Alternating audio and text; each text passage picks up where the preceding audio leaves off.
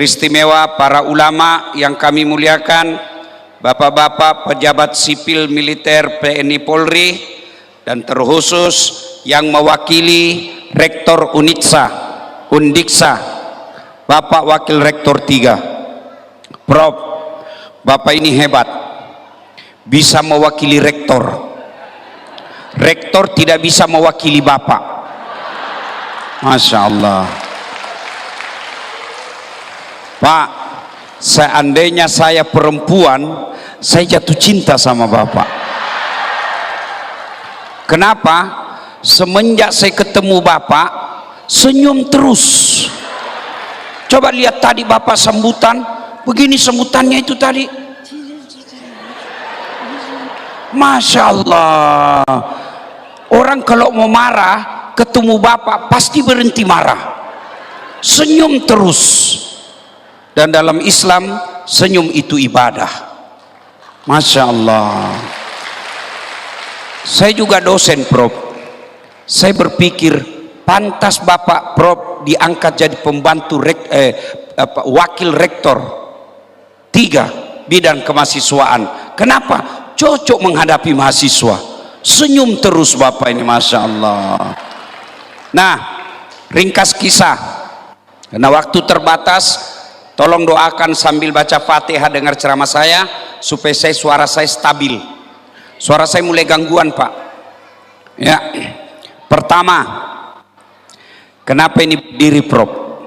Universitas Undiksa, kenapa dia berdiri? Ada yang bisa jawab? Saya kasih kau hadiah. Nah. Siapa bisa jawab? Uang Ustadz ini berkah. Beda uangnya Kapolres. Ada yang bisa jawab? Ayo sini kau, sini. Apa jawabannya? Nah, cepat. Syarat berdirinya universitas. Cepat. Nah, ya.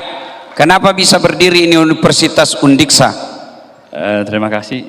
Ya, langsung saja. Ya. Untuk menjalankan Tridharma Perguruan Tinggi. Itu tujuannya. Oh, iya. Ini apa, Pak? Sudah wes. Ya Allah. Ya. Oke. Oh, foto juga. Sudah. Nah, ayo. Halo Ibu. Sepengetahuan saya, salah satu syarat berdirinya universitas karena punya beberapa fakultas. Tidak ada universitas satu saja, fakultas teknik saja, tidak ada. Tidak ada universitas hanya jurusan teknik saja. Ada sospolnya, harus ada MIPA-nya, harus ada hukum, kedokteran. Berarti kalau mau berdiri fakultas harus beragam. Kita juga bisa universitas ini karena beragam. Itu sunnatullah, itu beragam. Tidak bisa hidup tanpa keberagaman. Maka betul acara kita kali ini, keseragaman ada meskipun kita berbeda. Ibu-ibu, Bu, kenapa Ibu makannya enak? Hah? Kenapa? Karena giginya beda-beda. Coba kalau semua gigi kita gigi geraham. Ibu pernah bayangkan enggak? Bagaimana seandainya gigi kita semua geraham? Bagaimana makan Indomie? Gimana mutuskannya? Maka itulah pentingnya keberagaman. Harus. Karenanya meskipun kita beragam, kita diikat 5 sila. Satu diantaranya sila ketiga, persatuan Indonesia. Islam sangat menghargai perbedaan. Islam sangat memaknai perbedaan. Contoh, berjamaah seragam enggak? Seragam enggak? Mulai saat kita harus ada imam, harus ada makmum. Masa berjamaah imam semua? Iya kan? Masa berjamaah makmum semua? Imam harus ada. Berarti dari situ saja ada berbeda. Kemudian mazhab takbir, berbeda-beda orang takbir. Coba lihat orang takbir, Bu. Nah, ada orang takbir begini. Allahu Akbar.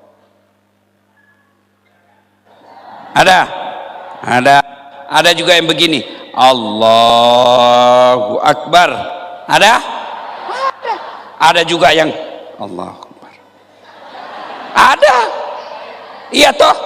Ada juga yang terlalu semangat. Allah. Sah tidak? Sah. Ayo, meletakkan tangan. Allah. Pertama. Yang kedua, Allah Akbar di bawah dada. Yang ketiga, Allah Akbar di atas pusat. Yang keempat, Allah Akbar di bawah pusat. Yang kelima, Allahu Akbar lurus. Ada begitu. Syiah ada. Sah. Yang mana tidak sah kalau kau pakai semua? Allahu Akbar. Pasti tidak sah. Iya. Maka persatuan berbeda boleh, tapi kita tetap bersatu. Coba lagi lihat tangan. Kata Nabi, umatku itu seperti tangan ini. Umatku itu seperti badan ini, kata Nabi. Tangan kanan gatal tanpa disuruh kiri yang garuk. Tangan kiri yang gatal tanpa diperintah kanan yang garuk. Gatal dua-duanya kerjasama. Iya kan? Nggak ada orang gatal tangan kanannya dia bilang, hah, rasa kau gatal sendiri, kau garuk sendirilah kau. Iya kan? Iya. Anak muda lagi jalan-jalan malam minggu, jalan-jalan, tahan tuh kakinya, sek. Kaki tahan tuh, seluruh badan ikut merasakan. Pertama jalan, tahan tuh kaki, pertama bereaksi mulut. Aduh. Yang kedua mata mencari. Yang ketiga mulut meniup. Yang keempat tangan mengusap. Padahal kaki yang bermasalah. Tidak ada orang kakinya tahan tuh, kata mulutnya, kau rasa kau rasa jalan kau terus. Iya. Contoh lagi. Terjadi unjuk rasa di negeri jasmania. Kenapa? Terjadi sakwa sangka, prasangka buruk. Badan ini kebetulan bersangka buruk. Kata mulut, setengah mati saya suap. Kenapa perut kenyang? Kata tangan, betul mulut, setengah mati kan nasi. Kenapa perut kenyang padahal dia tidak kerja? Kata kaki, sampean betul, setengah mati saya jalan cari makan, kenapa perut yang kenyang? Akhirnya rapat darurat. Saudara-saudara sekalian, ada ketidakadilan. Setengah mati kita bekerja, kenapa perut yang kenyang padahal perut tidak bekerja? Jadi jalan keluarnya apa? Saudara-saudara sekalian, mulai hari ini mogok makan. Setuju? Setuju. Hari pertama tangan tidak mau menyuap, mulut tidak mau mengunyah, mata tidak mau mencari, kaki tidak mau melangkah. Hari pertama masih tahan, hari kedua mulai loyo, hari ketiga akhirnya rapat darurat lagi. Saudara-saudara sekalian, kata mulut, betul saya mengunyah, betul saya kata tangan, betul saya menyuap, kata kaki, betul saya melangkah, kata mata, betul saya mencari, betul perut kenyang, tapi dia tidak kenyang sendiri, dia kenyang sesaat, lalu setelah itu dia bantu kita, dia salurkan seluruh makanan itu ke seluruh tubuh sehingga kita bisa bekerja. Mulai hari ini mogok berhenti. Kenapa? Merugikan diri sendiri. Itu di kampus. Jangan sedikit-sedikit demo, sedikit-sedikit unjuk rasa. Kalau demo unjuk rasa, siapa yang rugi? Kita sendiri universitas ini. Maka yang baik bukan tapi datangi pembantu rektor, datangi rektor, sampaikan aspirasi dengan baik, baru kita musyawarahkan. Wa'tasimu bihablillahi jami'an wa la tafarraqu. Berpegang teguhlah engkau kepada tali persaudaraan agama Allah dan janganlah engkau bercerai-berai. Kenapa perlu dijaga kebersamaan ini? Terutama di Provinsi Bali. Kenapa? Kenapa perlu kita rukun damai? Ibu-ibu, halo ibu, bapak-bapak, pernah lihat wisatawan? Pernah lihat orang bule? Bukan pernah, sering. Tahu enggak? Orang Australia keluar duitnya puluhan juta sampai ratusan juta rupiah untuk apa? Mau pergi lihat sawah yang bertingkat-tingkat, ya kan? Ya, habis duitnya, meninggalkan negaranya, ngurus tiket hanya untuk datang lihat sawah di Bali. Bapak Ibu tidak perlu keluar uang, bisa lihat sawah. Keluar saja rumah sudah kelihatan sawah. Coba lihat, orang Arab, orang Amerika, orang Eropa datang keluar duit sampai puluhan juta hanya untuk apa? Melihat gunung di Bali yang hijau. Arab kaya, gunungnya batu, tidak ada pak rumputnya gunungnya, coklat mereka gunungnya. Maka dia datang ke Bali mau melihat gunung yang hijau, keluar duitnya sampai puluhan juta. Bapak Ibu mau lihat gunung tidak perlu keluar uang, keluar rumah, pak, gunung gratis Bapak lihat. Orang Australia, Eropa datang ke Bali mau lihat apa? Mau lihat pesisir pantai. Keluar duitnya sampai ratusan juta hanya untuk lihat pantai. Kita tidak perlu keluar duit, keluar rumah ambil motor, pesisir pantai lengkap dengan auratnya perempuan-perempuan, kelihatan pantatnya. Makanya kita jaga ini. Karena kalau ribut tidak ada lagi. Orang tidak akan datang ke tanah Bali.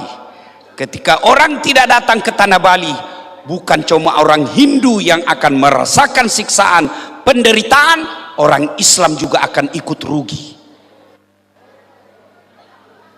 Perlu bapak-bapak orang Islam tahu ini. Ada enggak perantau di sini, penduduk datang dari luar? Coba angkat tangan. Coba angkat tangan. Yang perantau. Yang asli orang Bali sini mana? Oh banyak juga ya, Masya Allah.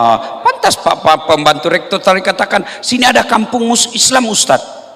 Bapak Ibu, Bapak yang perantau datang ke sini mesti bersyukur. Kenapa?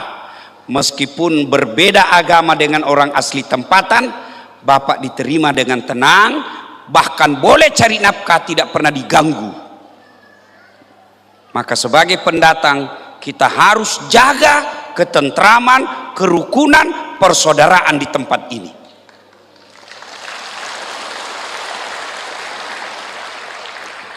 Ibu-ibu, tahu enggak dari mana itu Islam? Dari mana asalnya? Negara Arab. Tapi coba lihat negara Arab sekarang. Syam yang disebut dalam Quran, Syria sekarang, coba lihat kasihan.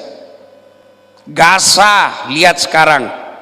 Kita di sini bisa dakwah, bisa tabligh akbar di tengah-tengah perkampungan non muslim karena kita damai.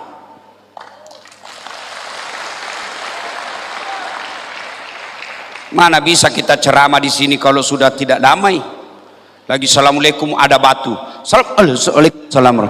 Marilah kita menjatkan puji. Mana bisa? Makanya semua kita wajib menjaga kerukunan ini. Boleh berbeda agama, jangan hina agamanya orang. Jelas dalam Quran dijelaskan, jangan kau hina Tuhan-Tuhan. Itu namanya kebersamaan. Kalau ada pendakwah yang suka memaki-maki, mesti belajar kembali sejarah hidupnya Nabi. Nabi tidak pernah memaki agamanya orang. Nabi tidak pernah menyerang agamanya orang. Nabi nanti perang ketika agamanya diserang. Sama pribadinya Nabi diserang, Nabi senyum saja. Makanya dek, tunjukkan kita sebagai muslim di universitas ini, muslim yang rahmatan lil alamin, rahmat bagi seluruh alam.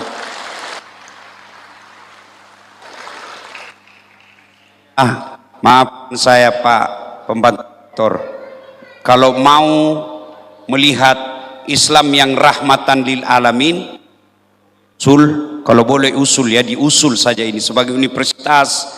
Bagus kalau ada masjid-masjid kecil di kampus ini, kecil saja, supaya apa? Tempatnya orang-orang mau belajar Islam, dia dengar dakwah, tidak usah keluar asannya, cukup ada tempatnya orang Islam menunjukkan Islam yang rahmatan lil alamin di situ. Ini usul saja, usul. Nah, kalau dianggap tidak kondusif dan tidak belum saatnya, diabaikan saja. Orang Islam saja boleh dia sholat. Ada musola. Oh, beda musola dengan masjid. Ada ya? Alhamdulillah. Ya, ibu bapak saudara sekalian. Nah, itulah pentingnya menjaga persaudaraan. Kenapa? Karena kalau rusuh tidak bisa kita kuliah, kalau ribut tidak bisa kita ibadah, kalau ribut tidak bisa kita cari nafkah. Satu. Yang kedua, berkaitan dengan agama. Nabi pernah tanya, atadruna manil muflis? Tahu ndak kamu siapa yang bangkrut nanti di akhirat? Ibu-ibu tahu ndak bangkrut? Ibu tahu bangkrut? Nabi tanya, cek. Tahu ndak kamu siapa yang bangkrut di akhirat? Sahabat berkata, yang tidak sholat ya Rasul, dia sholat. Yang tidak puasa ya Rasul, dia puasa. Yang tidak bayar zakat ya Rasul, dia bayar zakat. Yang tidak haji mungkin ya Rasul, dia haji. Kalau begitu, siapa yang bangkrut ya Rasul? Jarusu wa khati'ur rahim, tetangga yang jahat sama tetangganya dan yang memutuskan tali persaudaraan.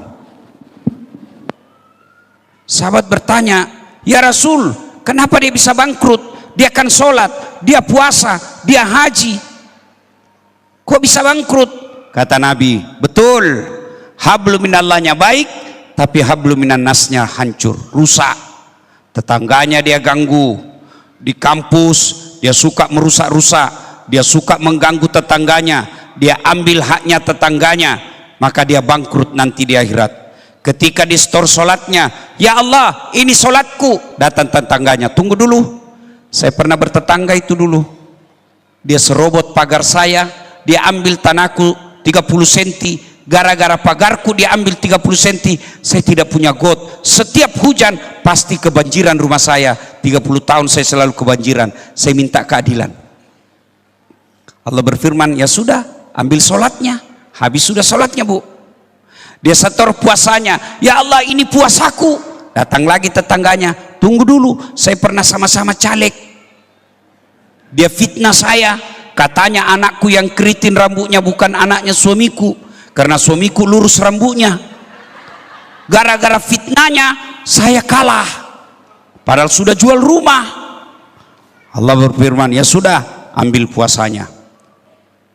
Dia setor lagi hajinya, ya Allah ini hajiku, tunggu dulu, saya pernah sama-sama ngajar tuh di Undiksa, ditunda kepangkatan saya, ditunda guru besar saya, gara-gara dia sentimen dan dia fitnah saya, gara-gara fitnahnya saya pensiun tanpa gelar guru besar, saya minta keadilan. Allah berfirman, ya sudah, ambil hajinya, habis amalnya bu, habis semua amalnya, masih ada yang datang, saya juga pernah disakiti. Lalu dia berkata ini orang, ya Allah bagaimana lagi, sudah habis amalku. Kata Allah, tidak ada kebatilan yang tidak ada balasannya hari ini, karena sudah habis amalmu, ambil dosanya orang yang pernah kau sakiti. Itulah pentingnya orang Islam menjalin persaudaraan.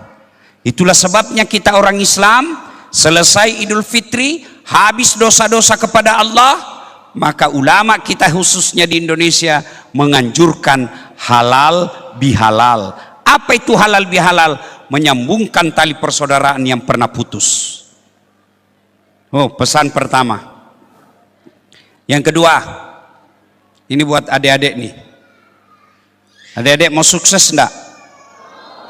Semua kan mau hebat, iya kan? Ya. Resep saya pertama, jaga sholatmu. Saya kasih kau contoh. Saya akrab dengan pembantu rektor, Prof. Saya datang ke sini, saya telepon beliau, Prof, saya ini ada di Buleleng, ya, saya mau jalan-jalan cari sekampung saya orang Bugis, tapi tidak ada mobil saya, Prof. Kata Prof, tunggu dulu ya, saya telepon staf saya. Beliau telepon stafnya, Dek, ada Ustadz Dasat itu di bandara, tolong kau jemput dia ya, pasti saya kasih sediakan mobil, jangan lupa sediakan oleh-oleh.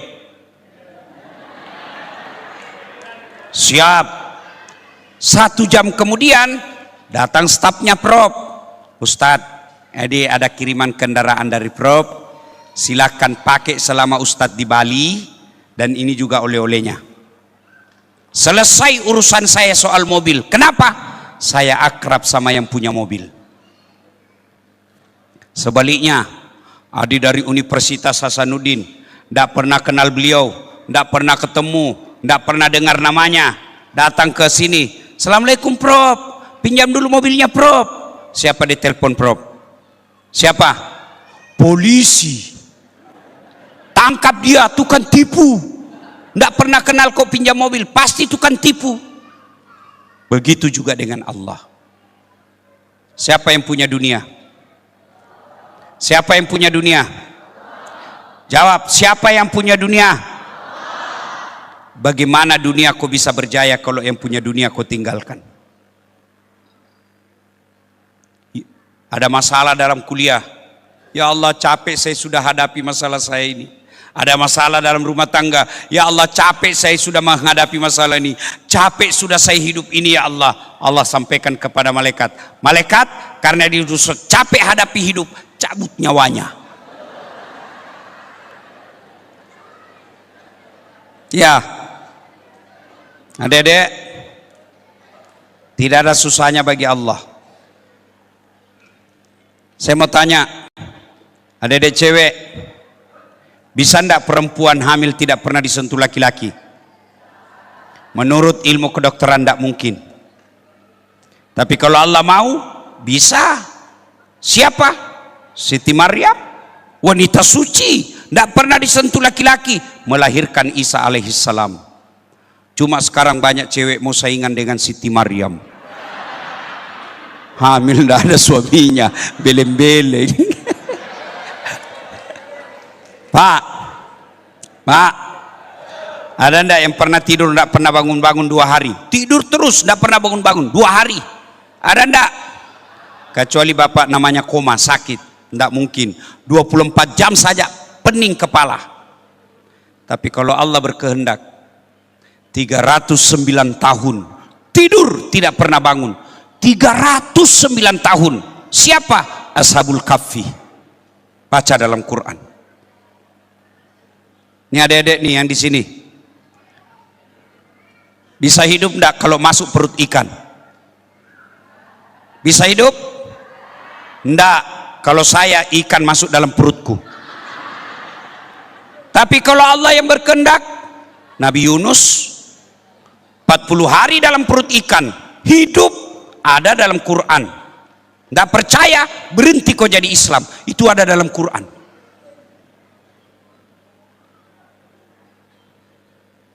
Saudara-saudara sekalian, bisa enggak hidup dibakar api? Bakar api sangat besar, bisa hidup? Kalau Allah bilang mau, boleh. Siapa? Ibrahim alaihissalam.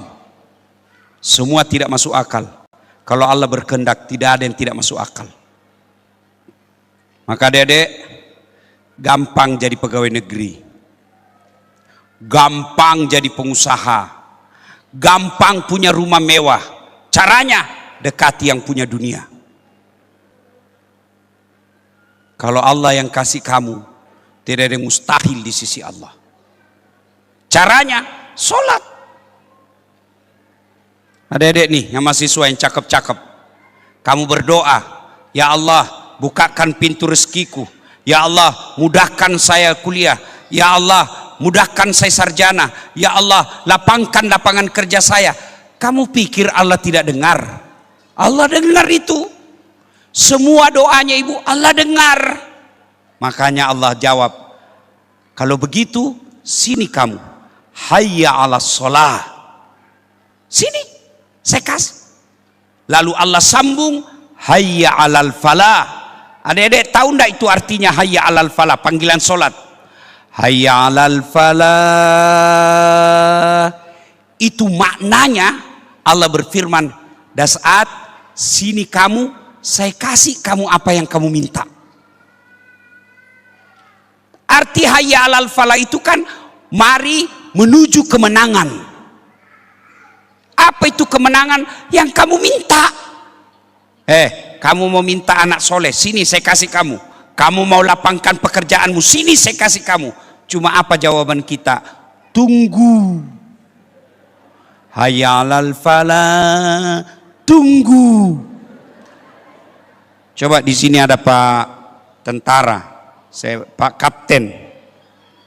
Ini beliau pasti kalau ada jabatan, misalnya Pak Dandim dan Ramil, Kapolres, ada kan ajudan, ya Pak ya.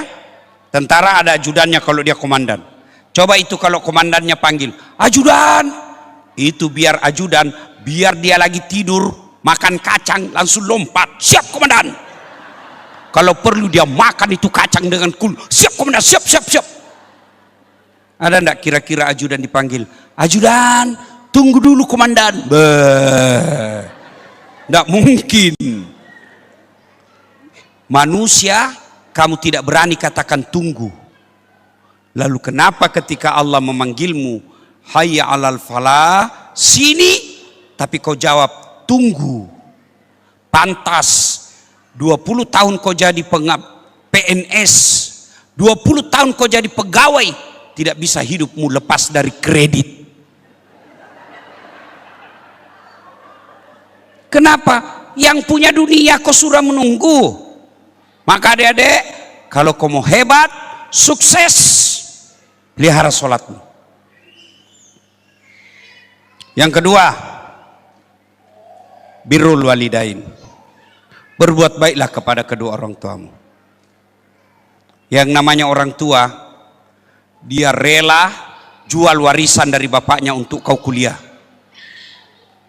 Dia rela pura-pura tidak butuh sesuatu, dia tabung uangnya untuk pembayaran bulananmu.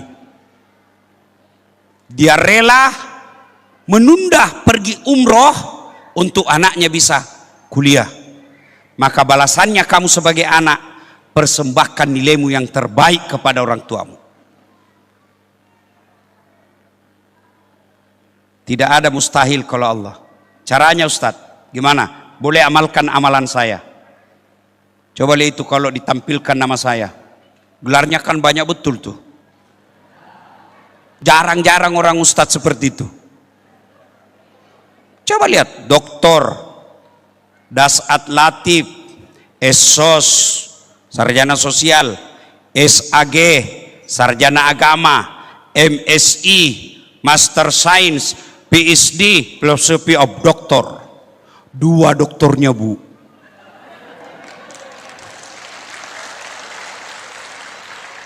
Mungkin banyak orang 2 doktornya tapi sama disiplin ilmunya. Saya beda disiplin ilmu. 1 doktor komunikasi, 1 doktor hukum Islam. Mungkin ada yang beda disiplin ilmunya tapi sama-sama negaranya. Saya beda negara. 1 dalam negeri, 1 luar negeri. Bersamaan pula waktunya. Tidak masuk di akal itu. Sampai saya difitnah waktu itu, Ustadz tidak kuliah. Saya tidak bantah, langsung saya kasih lihat ijazahku. Ini ijazah saya.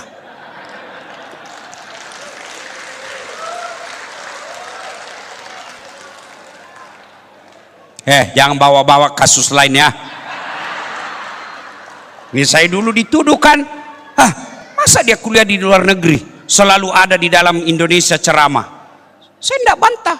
Begitu selesai, saya lihat ini loh, penyetaraan ijazah saya. Jelas, berhenti ribut. Jangan bawa-bawa ke kasus lain, ini dasat. Ya. Nah, saudara-saudara sekalian, apa resepnya? Saya pintar? Enggak. Ibu saya yang selalu doakan saya. Saya muliakan orang tua saya. Apa susahnya Allah kasih kita lulus ujian? Tiba-tiba penguji kita tersentuh hatinya, yang tadinya mau kasih nilai B, dia kasih A. Allah gerakkan hatinya. La haula wala quwata illa billah. Adik-adik, kalau kau lihat masa orang yang sebaya saya, yang pernah bergaul sama saya, dia lihat saya tidak masuk di akal. Saya pernah menjadi pegawai loper koran saat saya kuliah dan SMA dan kuliah. Saya pernah menjadi pegawai catering Jalan Harimau depan Masjid Baitul Aman, lorong 77A, yang punya catering namanya Bapak Reza. Saya bilang sama dia, Pak, tidak usah kasih gaji saya, cukup kasih makan saya 2 kali sehari bersama adik saya. Saya bawa itu catering makanannya.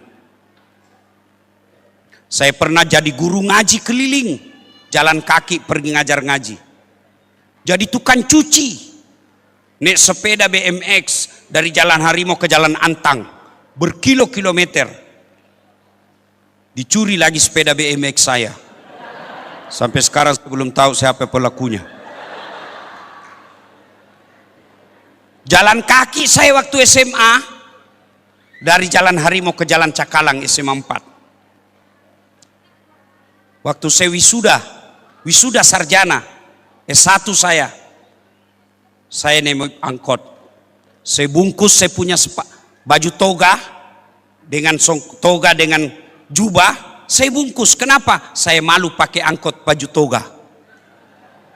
Saya bungkus dalam kantong kresek, sampai di kampus Unhas saya cari toilet untuk pakai baju. Tidak ada orang tua saya yang hadir, karena orang tua saya tidak bisa bayar angkot dari kampung saya. Tapi alhamdulillah, dulu juga saya pernah jadi pegawai cleaning service di travel paling terkenal di Makassar. Saya bilang sama yang punya travel, tidak usah gaji saya, tapi kalau ada undian umroh kasih masuk nama saya. Mudah-mudahan saya bisa umroh gratis. Sampai tutup itu kantor tidak dapat.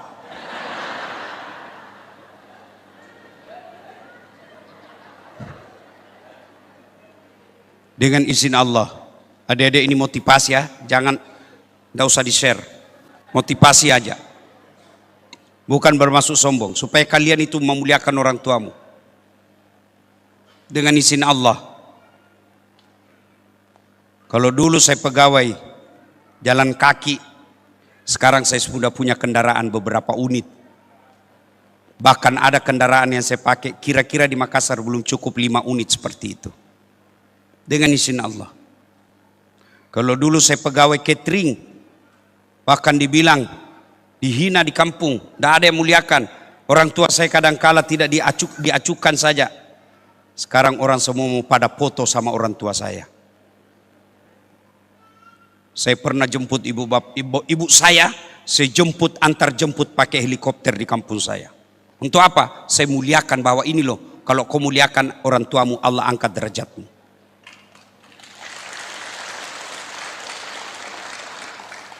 Dulu saya cleaning service di travel, tidak dapat. Alhamdulillah sekarang saya punya travel sendiri. Bahkan bisa menghajikan, mengumrohkan orang. Dengan izin Allah. Dulu saya setengah mati cari beasiswa, sekarang saya yang kasih orang beasiswa. Dengan izin Allah. Tidak ada yang mustahil bagi Allah. Yang penting, hablum minallah, perbaiki sholat, hablum minas orang tuamu kau muliakan.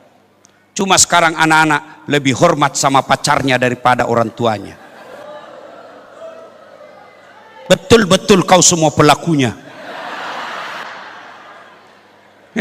Baru 2 bulan pacaran sudah panggil papi mami. Hati-hati sayang. Dikirim jauh-jauh kuliah, yang dibawa cucu. Mana hidupmu baik? Kalau sama cowoknya jabat tangan, iya kak. Sama bapaknya, percaya deh, kalau kau durhaka dan kau sakiti hati orang tuamu, bisa jadi kau sarjana, tapi kelak kau akan jadi sarjana pengangguran. Kenapa? Allah cabut keberkahan ilmu yang ada dalam dirimu. Tapi orang tua saya tidak sholat, bukan urusanmu. Orang tua saya tukang judi, bukan urusanmu. Orang tua saya kawin lagi, bukan urusanmu. Urusanmu muliakan orang tuamu, Allah yang muliakan hidupmu. Ridha Allah fi ridal walidain. Ridanya Allah tergantung ridanya orang tua. Termasuk orang tua, muliakan dosenmu.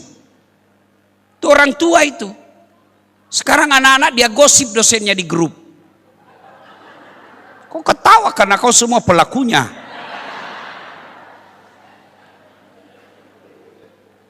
Ya, apa yang rusak anak-anak sekarang? Medsos.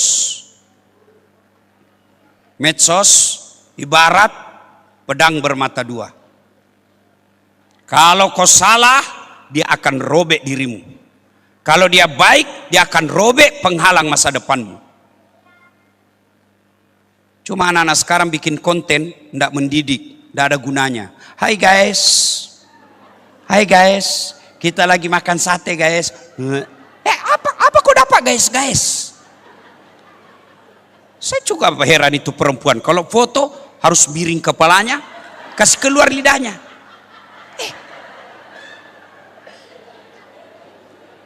Coba kalau kau sebut fakultasmu, misalnya olahraga.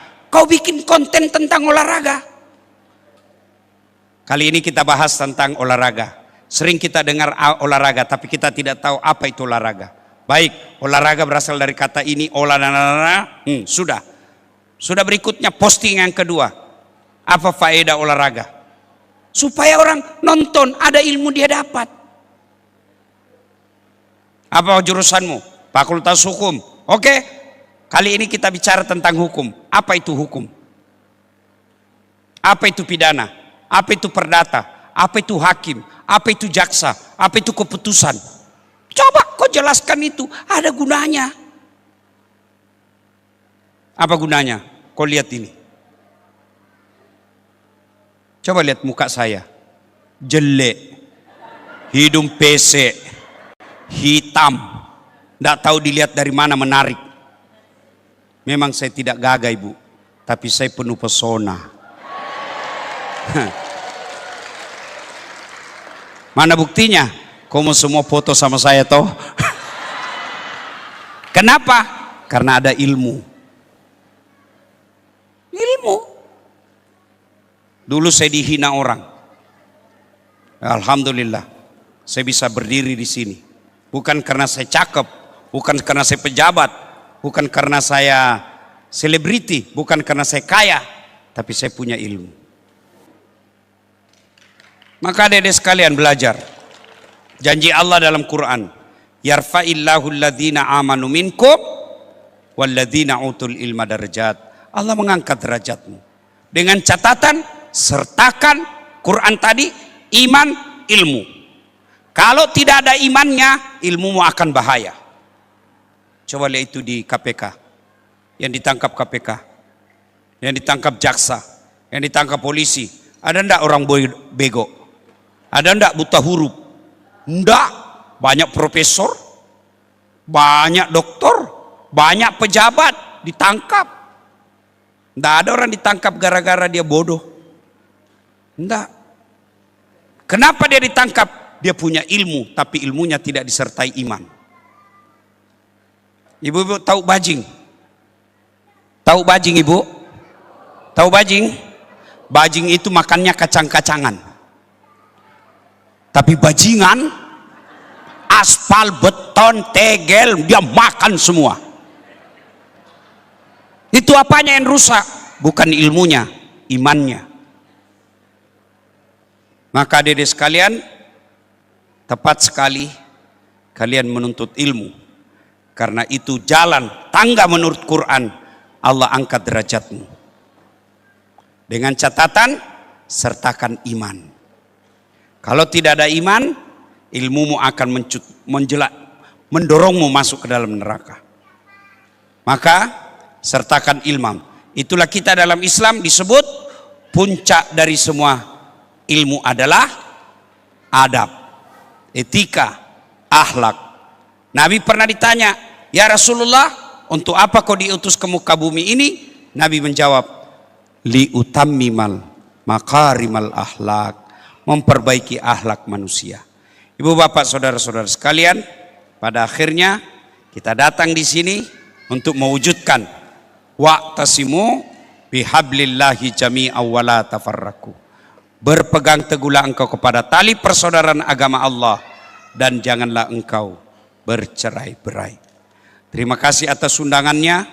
Mudah-mudahan kehadiran saya ada manfaat. Ya. Saya lama kepada panitia. Kenapa lama baru saya kasih waktu? Lama kan berbulan-bulan saya dihubungi. Saya perlu jelaskan deh supaya tidak ada sakwa sangka. Kenapa lama? Karena saya tunggu orang yang mengundang saya datang supaya saya gandengkan dengan kampus ini. Kenapa? Karena saya tahu adik-adik tidak punya pembeli tiket pesawat. Ini namanya anak mahasiswa, baru mau basar, baru mau celengan diedarkan, tiket mahal, penginapan mahal. Tapi alhamdulillah, saya bilang kita cari, ada polisi yang ngundang saya datang, ambil itu supaya polisi yang tanggung tiketnya. Ya, itu maknanya itu uhuwah, persaudaraan. Ya, sehingga ada polisi, ada mahasiswa, ada jamaah, selesai, bersatu. Biar saya mau ceramah, kalau tidak ada jamaah, tidak jalan. Saya ceramah di sini 1 jam berapi-api, tidak ada jamaah. Lewat pembantu rektor, sudah lama sakit itu ustadzmu. Inilah pentingnya bersaudara ya. Terima kasih. Saya doakan mudah-mudahan niat dari universitas ini menjadi PMBH, PTMBH. Ya, Unhas sudah masuk ya PTMBH. Jadi mengelola sendiri. Mudah-mudahan terwujud. Ya, amin. Demikian, lebih dan kurangnya mohon dimaafkan. Salam hormat kepada Pak Rektor. Mudah-mudahan Pak Rektor sehat walafiat, dikuatkan dalam memimpin universitas ini. Dosen-dosennya dibahagiakan, dimurahkan rezekinya, dikuatkan fisiknya, bahagia rumah tangganya. Demikian, lebih dan kurangnya mohon dimaafkan. Usikum wa nafsi bitaqwallah. Fastabiqul khairat. Assalamualaikum warahmatullahi wabarakatuh.